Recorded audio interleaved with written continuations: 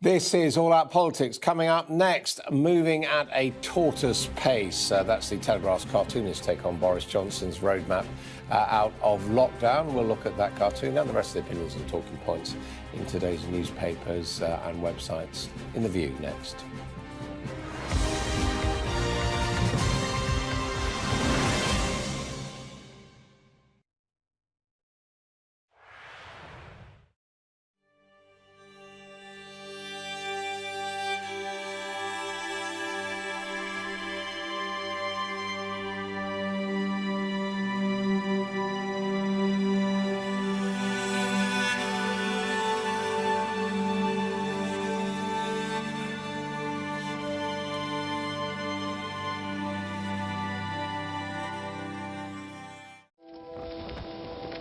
The wind was like pulling us out of that little room.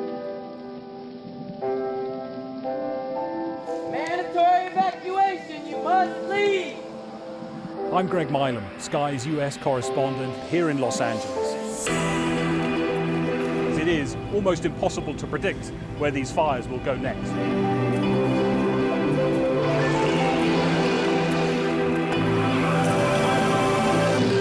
We aim to be the best and most trusted place for news. This gives you an idea of the strength of those winds, strong enough to bend and twist metal. You trying to run me over, Sir Philip? No, go away. Look like it, sir. Will you respond to those who made accusations, Sir Philip? Can you go away? I've seen the dark side of America. We are standing on the supply line right into the heart of America's opioid crisis.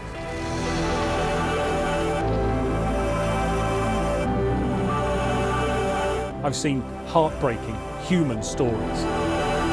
There was a river of blood coming out of the mosque. That's a scene that you don't forget. Christchurch has been changed forever by what happened here.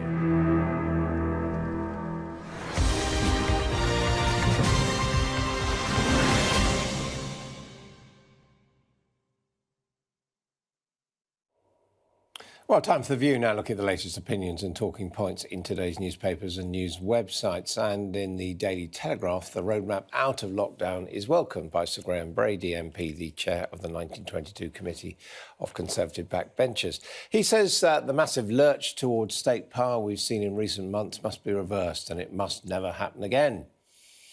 Harmony on the backbenches may only be temporary. That's according to Katie Balls writing in The Eye. She says that if the vaccine rollout goes to plan, Libertarian MPs are likely to call for lockdown to be eased sooner. Boris Johnson's roadmap out of lockdown is not what it seems. That's Morland's cartoon in The Times, with a little longer to wait than the headline suggests. And similar views from Blower in the Telegraph, which depicts Boris Johnson as a giant tortoise slowly ambling out of lockdown. In the Times newspaper, Hugo Rifkin asked, what is the point of Sir Keir Starmer? He suggests the Labour leader's fear of rocking the boat over Brexit and COVID-19 means the only opposition that worries the government now is the one from its own backbenchers. Polly Toynbee in The Guardian says cronyism is rampant in the government and is going unpunished. This follows last week's High Court ruling that found the Department of Health acted unlawfully in failing to publish billions of pounds worth of COVID-19 contracts. And in the Daily Mail, the Conservative MP Damien Collins calls for immediate action to curb the powers of Facebook. He describes the platform as a bullying parasite following its recent decision to block news content in Australia, a move that's since been reversed. Well, joining me today to look through those are the director of the British Foreign Policy Group, Sophia Gaston, and Ellie Green from the Policy Exchange. And Ellie Green, looking at all this, seems that there are a lot of unhappy Conservative MPs and indeed Conservative newspapers about the pace of the lifting of the lockdown. Yes, I definitely think that people thought it would be slightly quicker. And obviously we were sort of promised back in December when this vaccine rollout first began that we were going to see things happening much quicker and that we wouldn't see lockdown ending so far ahead in this year. But I mean, obviously no one likes lockdown. I think that's obvious. But this time it's clear that they've learned from their past mistakes, and they recognise that opening up too quickly can have quite devastating consequences. So I think, scientific advisors that Katie Ball's mentioned are going to be reassured that they're using this 5-week gap in between the 4 different stages in order to make sure that, there's not a huge rise in cases or obviously a huge rise in death tolls. But I do think there will be a growing restlessness. If we do see those deaths drop significantly, then people will start to question why they're staying in lockdown. And also, I think people will eventually stop abiding by all the rules.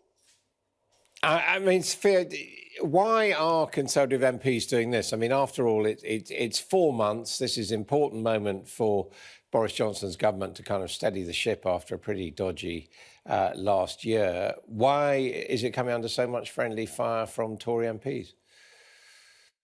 Well, I think some of them are driven by their own sort of ideological predilections. They're, big libertarians, and they don't like the idea of a very active state in any kind of circumstance. It's also true that they will be hearing from their own constituents, some of whom have been rather adversely affected by the lockdown, as of course we all have many stories of that. So I think, they're facing pressure from their constituents. They're also obviously driven by their own predilections. But I do think it's important to remember that this idea that, if you open the newspapers today, you would think that half the country, the country split down the middle, clamoring to end lockdown.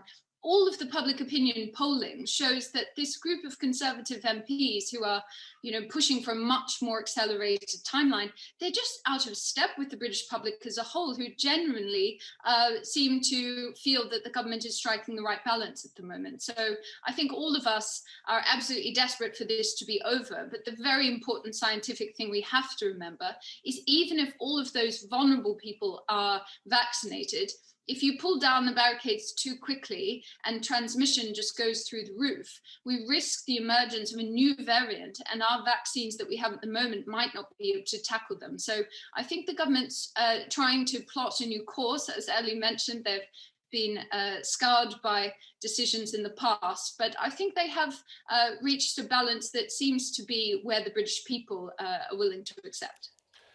And Elliot, a classic Conservative government bashing column from Polly Toynbee, but she does point out, as others do, that the government, the courts did find against the government last week, said it had behaved illegally about not giving details of the contract signed in the early days.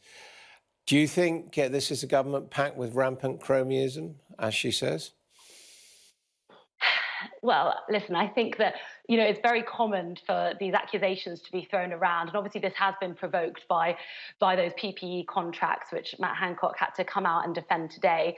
And I think he did quite a good job of it. He spoke about how they needed to act so quickly in that first wave and to make up for those PPE shortages. And also he made the point that, people can't be precluded from any sort of either whether it's jobs in government or contracts with government just because they know somebody within government. And so there does have to be an awareness of that. I think the public, for the most part, will support what Matt Hancock did in the sense of they wanted PPE to be supplied. There was those quite alarming shortages very early on. And so I think that for the most part, he will have, backing from most people. What do you think, Sophia? Apparently there was a fast track for people known to government ministers and officials. They got contracts quicker than anyone else. Yes, well, I think, as Ali noted, I think the British people are probably quite happy to recognise that there were pretty extraordinary circumstances and that obviously it would be faster to just sort of stream ahead to the people that the best and have those trusted relationships with. I think the British people are willing to forgive a little bit of that in the extraordinary circumstances of last year. I think, though, we do really need to shift gears now. The Conservative Party, the government have to make clear that that this is not an endemic kind of philosophy. I think they're going to have to really push now onto transparency, because these are the sorts of little niggling things that can come in a time of crisis. And then there is a sense that they become part of the culture of that government. And I think the Conservative Party needs to really get on the front foot now and say, look, crazy times called for these extraordinary measures, but now we're going back to status quo, and we will be putting those checks and balances back in place. Now, the headline above Hugo Rifkin's column is a bit like that old joke book, 101 Uses for a Dead Cat. Ellie, what is the point of Sir Keir Starmer? I mean, there's a lot of sympathy, I think, for him over the last year. He's had to kind of, walk this tightrope, of trying to be aware that, he needs to criticise the government and come out quite strongly. But yet we're at a time of a national emergency. We're in a pandemic. And, he needs to support both the lockdowns and obviously, again, the success of the vaccine rollout. He needs to support. So I think ultimately, he's found himself in a very tricky position. And while it does often look like he's just shrugging his shoulders and saying, what can I do? I think he's really going to have to come into his own a little bit later in the summer when he has a greater opportunity to do so. And when the government is going to be really, I think, having to tackle the economic fallout of how Britain has obviously been affected over the last couple of years due to the pandemic, and also just how he's then able to really paint a picture of what his leadership will look like. Sophia, quick comment? Well, I think we have to remember that over the past year, the government's also had two other forms of opposition. It's had its own conservative backbenchers, and it's also had the scientific community as well. So I think to some degree, it's been okay for Keir to be rather quiet. I think that's been a relatively tactical decision. But I think there's a huge opportunity for Labour, and also a huge urgency for Labour to get the wheels in motion around the economic recovery. So as soon as we start moving towards this accelerated lockdown pace, we're going to be needing to see much more from Keir Starmer. He needs to put his cards on the table. And I think that the economic recovery and the decisions about which groups are privileged and industries are privileged as part of that, I think is somewhere where Labour needs to take a clear stand. OK, we shall see. Thank you.